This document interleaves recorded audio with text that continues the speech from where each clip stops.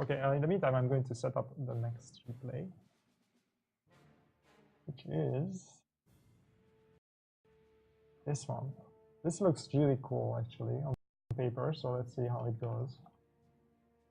There's another one that we haven't watched yet. It's a bit risky sometimes, but on the other hand, it's also fun, because otherwise we know everything that's happening. Right? Guys, I'm not sure why the bot is not announcing the winner, so I'm just going to have to announce them in voice chat. Apologies. Going to have to look into that. Usually he works, KV2, but it's usually so diligent. But now it's not working. So, here we go. We have some winners. So, we give another booster package to XX_ScorpionXX, great username there. Dragnarod, Iridium57, and Chechik69.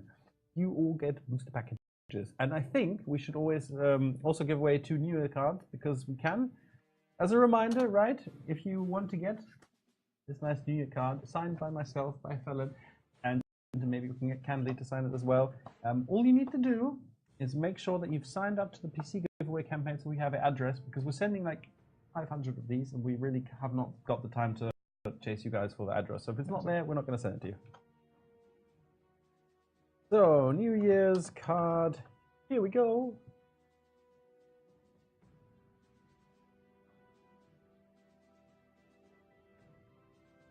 Okay, the first one goes to... Lots of people actually asking where Candy is. And the second one is going to... Gorok. Congratulations. Candy is currently, I think, collecting feedback. Yes, actually. That's yes, what she's in the forum, making sure that the devs know what you guys think of our latest update. While we are slacking, she's actually doing some work. Okay. But she's going to be back for the Christmas stream, the latest. Well, that's true. You guys should definitely come to the Christmas stream. It's going to be hilarious. So let's go back into the game and let's have a look what's going on. Okay, so this looks really like a really interesting match. He's actually also firing some APCR at least. Yes, so we have so he's low tier, right? He's driving the Tiger 131. It's a tier 6 premium tank. He's low tier, so he's got quite a lot of tier 7 tanks. Actually, check out the penetration, because if I'm not mistaken, yeah, exactly. So the actual difference is not that high in my experience. I like this tank for some reason. It's about 50 penetration. I understand the choice of going for premium at the start, because he's got a couple of tanks on the enemy team, like the KV3, if he sees them early, the OI, that he would like to penetrate reliably. But even then, he should probably have been able to deal without it. But this is like a challenging matchup for him. There's RT on the enemy team, 2 of them, and he's sitting in a heavy tank.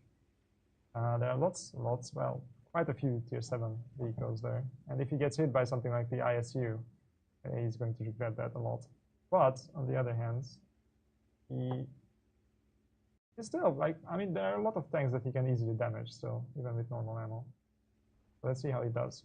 Like, based on the stats that I saw, this should be a really good one, I think. And this is the position I usually take as well. Yeah, although I have to say, like in a heavy tank like the Tiger 131 that has decentish armor, but really only flat surfaces, this is quite a ballsy position to take. I'd play this position in a medium tank. In a heavy on this map, honestly, in this kind of matchup, I'm not even sure. I probably would have gone closer to the train tracks to make sure where the Tiger P is, right? Yeah, where the Tiger P is. This is usually the position I'd play if I was in a medium tank. But the thing is that sometimes it's really easy to relocate, right? So first, usually you get a couple of guys like him, and a couple of guys like him, who you can easily shoot from the gaming, right? See, this is where you don't actually need this kind of ammunition. But the problem is like guys, this is not about wallet warriors or not. In this case, like premium ammunition is only really going to ever give you a benefit if you need it. Otherwise, it's just a waste of credits. And this kind of situation, especially with long range shots, APCR actually loses a lot of damage and penetration over distance. So with this shot, he'd probably actually have more penetration at the end using AP. Or around the same, at least. Or around the same. So it's not a smart choice, but it's not going to make him better. Because most people just see it like, okay, APCR has higher pan, so it's always better, but that's not actually always the case. Yeah, long range shots, you're better off with AP. Yeah. I usually actually change because of this. So even if I had APCR loaded, that's interesting. Good guy, the weight moves. Okay. Ooh, there's a There's a Tiger there. And see, that's why I don't like going there, because if you're sitting in a tank like the Tiger, which is relatively big and easy to shoot, this is what happens. You just get demolished in that position. Yeah. Enemy team has got one fatal problem. They don't have anyone in the middle spotting. Exactly. This is you can't win the hill or the middle if you don't have both spotted. You need to have that vision, otherwise you're gonna get annihilated.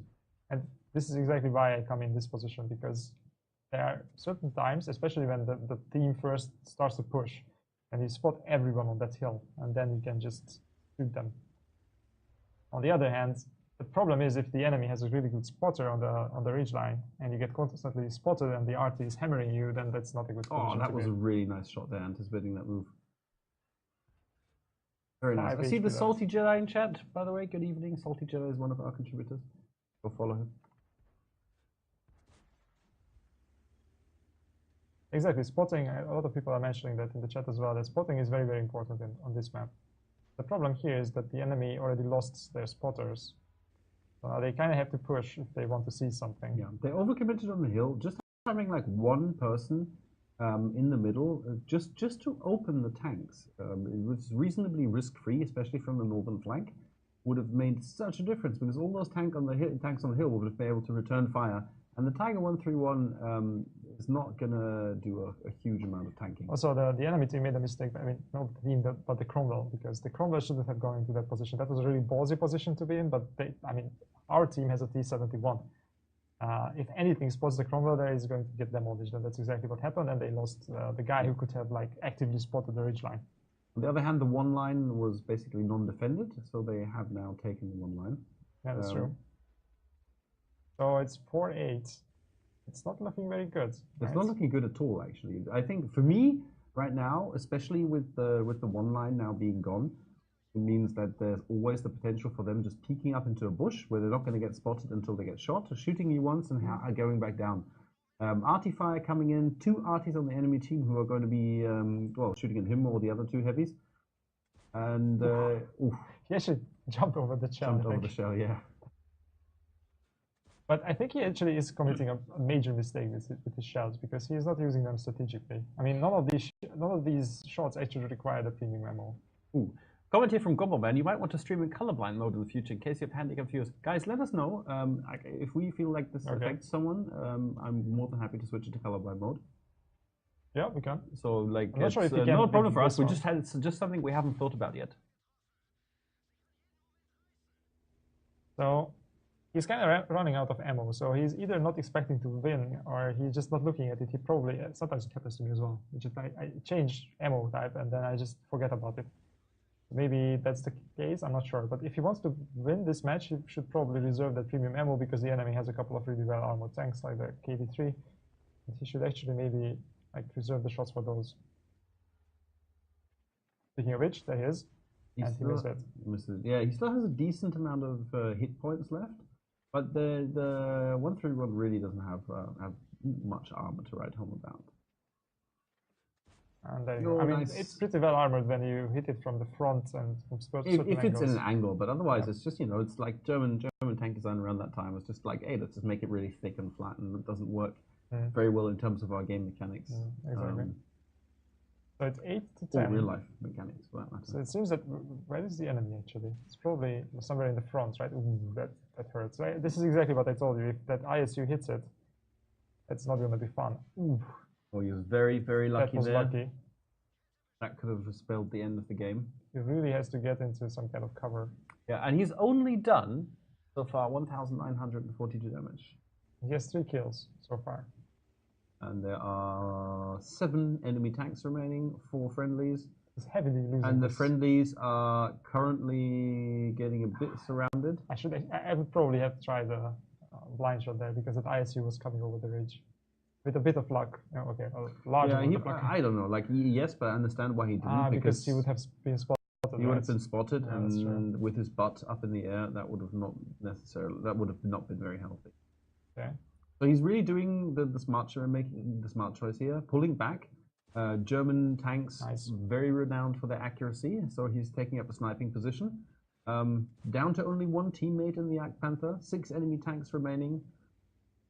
It's gonna be very tough for him to come back from this. Yeah, I mean, the biggest problem is that he doesn't have anyone to spot for him other than the Jagdpanther, right? So he wants to go for the arty first, which is actually that's a really good idea, because if the army is in that spot in the A12 line or sectors, if he can get rid of them, that means that even if he's spotted, he might not necessarily get instantly destroyed. Because if anyone spots him with this amount of health and arty splashes him, going to be basically dead. Yeah. The danger about this play is, of course, that if the enemy team, if they just went to camp now, that would be it. Yeah, obviously. Like they're both of them aren't fast enough to go back. But we'll see what happens. I mean, it's risk reward, right? Because otherwise he's going to lose anyways. Because if he's spotted, he's destroyed. So he is fairly sure that the enemy is not going to cap. They're just hunting them. Fine. To be honest, I'm very much in the no cap kill kind of mindset most of the time. So I probably would have. It's a double push. That's really good. Probably the Jagdpanther was the one that spotted the Leo. Pulled back there. Did not get spotted for that shot. And is he gonna? Wow! Wow. Okay. That shot, guys. That was an amazing shot. That was nice. Wow. Okay, there's the arty. Pull back a little bit so the bush is not invisible anymore. So he won't get spotted for it. Unfortunately, he missed the shot. Textbook gameplay. Really, like, honestly, really well executed here. Okay.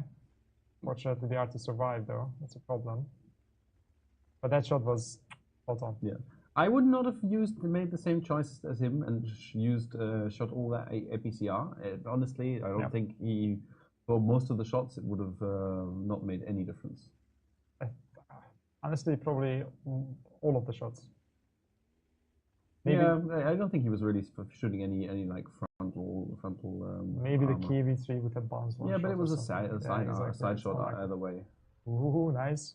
If he gets behind that, I mean, he's behind the bushes, right? He got spotted for it. Yeah, exactly. We don't know by who. Oh, LTG very close. Okay, nice shot. Snapping there. The problem is that he has two arties. He's getting his armor angled up. Nice, but we still got the 3485 somewhere ahead in bushes, in double bushes. This is ballsy. This is really ballsy play. He needs to move though, otherwise Arty's going to get him for sure. Ooh, 13 health. 13 hit points. 13. 13, exactly. So is the 34 going to be switching to AG? No? Oh, no. If he'd switched to HE, maybe APCR there, that would have been, he would have been able to shut him down. Oh, he's wiggling it. Not like this. Shot though. Okay, 8 kills already. 3.5k damage. Actually, a bit more probably because he shot a couple of things in the dark. Yeah, exactly, guys. Gold ammo against Arty. There's no point. Like, it's just going to cost you credits. Yeah, but it doesn't actually. I mean, it's not going to hurt you, but it's not going to benefit you. So now he's against two arties. Like 13 health. Just imagine. 13. 13, exactly. On 8 kills. This, I can imagine that he must have been at this point getting slightly nervous. And tables. But Arty players, they know what they have to do now. They know they're going to go cap. They're running for the cap. I would actually, I mean, they're probably doing the right thing, because if the Panther spots him and the M44 is aiming, nice. Is he going to be spotted for that? No. Oh, he's far enough away. They don't have great spotting distance. Okay. This was me. Arty would have splashed me away for 800 hit points. It happens sometimes, but you know, like, we've made changes, and it happens very rarely now. Also, like any good game, I used to do this for a long time on my own channel, and what you find out is that obviously you have to play really well, but then you also have to have a bit of luck. I mean, without luck, that's true. It's just true. You need a little bit of luck in the matchmaker. You need a little bit of luck in that if you want to have a really baller game, your team kind of needs to fail, but not fast enough that the enemy team cannot be stopped with a complete steamroll. Unless your name is Ozanel. Yeah. In which case, guys, if you haven't, there's this, I think he has it on his YouTube video, there's this amazing game where Ozanel comes back from a 1 versus 9 and wins it.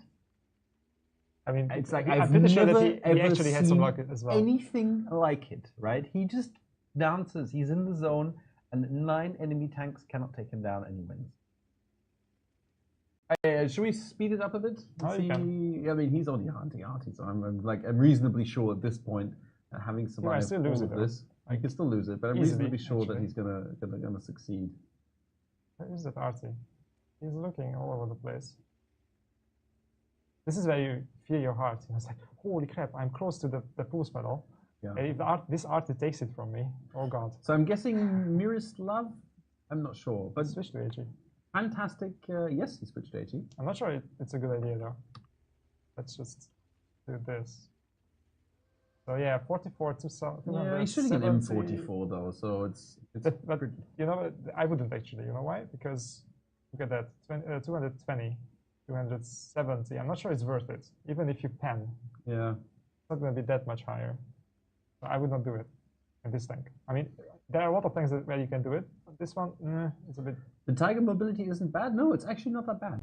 The Tiger 1-3 is a fun little machine. Uh-oh. They're getting close to the last minute though. Yeah. The enemy is dead. So it's. Artie chose a good moment to cap actually. Or maybe you can actually just beat. But now the cap on this map is pretty open. Like there's no way you're gonna hide. There's no way an Artie's gonna outspot. If you look at the minimap, it looks like he's got a decent crew on there. I don't know about his equipment. He might even have. Not sure what, but he looks like he has a lot of view range. So at least has vents in there. Oh, so he was damaged already. Don't know why he reloaded to AP there. I guess just to be safe. Yeah. He wasn't spotted, so he could do whatever he wanted. Nice. Fantastic. That shot, though, in the unspotted tank. I'm not sure which tank it was, but that was really awesome. That was really cool. That was a pretty good game. And if we look at the post-game stats, those are some serious post-game stats right there. We have an ace tanker, as would be expected, right? We have a whole bunch of ribbons, but then here comes it. Pascucci's medal for 2 SPGs. We've got Pool's medal for 10 kills. We've got Colabano's medal for standing alone in a 1v5 and winning from being in an almost one-shot situation, right? He gets a Spartan for bouncing a shot with less than 10% of his hit points left. He gets a high caliber, a top gun, and finally the defender for resetting that arty.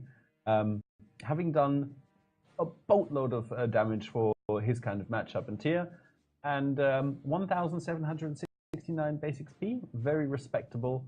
And if you look though, again, he was playing a premium tank and he lost 29,000 credits. Don't be like him. Like, shoot the premium when you need it, but otherwise, play smart. Fantastic. Okay, so I thought that was pretty good. I think so too. I think we give him a type 59. What do you think? Yeah, I'm already looking at it. So, so 59 codes. By the way, guys, if anybody that is winning one of these replays, right? If anyone's watching, do give us a shout out. We'd like to give you a shout out on Twitch as well. Fantastic. Yeah, totally agree. Spend gold when you